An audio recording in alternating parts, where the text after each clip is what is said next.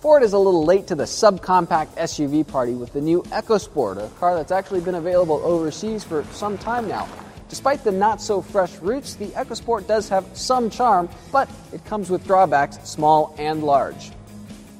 The Ecosport does have an upright profile, and that's really a distinguishing factor in this class of cars. It actually looks like an SUV. It's not some butched-up hatchback, which a lot of competitors essentially are. That profile assures a nice high seating position. Certainly doesn't feel like you're in a hatchback here, though visibility, a little bit of a mixed bag. It's really nice to your sides where there's a lot of glass and a clear view straight back thanks to rear head restraints that flip straight down into the seats and completely out of the way. But massive A-pillars in the Ecosport really do create a prominent obstruction at sort of your 10 and 2 o'clock.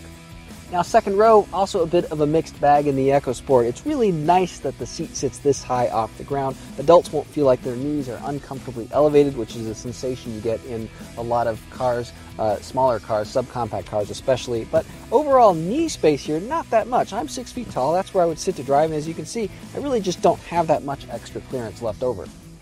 Now, the cargo space leaves a few things to be desired. First of all, instead of using a conventional lift gate, Ford uses this swing gate right here for the Ecosport. And if you've ever parallel parked in a city, you often don't have this much space behind the car to actually fully open it and access stuff. Ford also puts this right here. This is the release. It kind of incorporates it into the taillight. Sort of an interesting area to put it, but from afar, it just looks like you've got a broken taillight.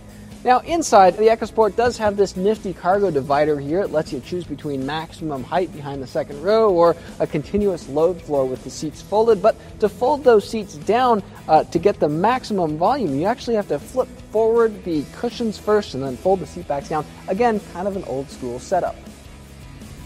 Now, front-wheel drive models have a 1-liter turbocharged EcoBoost 3-cylinder engine. I know, EcoBoost in an Ecosport, but the latter has a different pronunciation because, well, its name came first. Either way, whatever you want to call it, there's decent power past about 2,500 RPM or so, but some editors complained about excessive lag starting out. Now, suspension tuning is generally soft overall, but other editors found excessive shimmying and shaking at highway speeds, and the Ecosport's wind-catching profile means you have to make a lot of minor steering corrections to kind of stay in a straight line. That can be wearing after a while. City speeds are what suit the Ecosport best, but city conditions, maybe not so much. Drop a wheel onto a really uneven section of pavement, and the whole car can rock for a second or two afterwards. That's sort of inevitable with such a short wheelbase, but it's a major drawback all the same.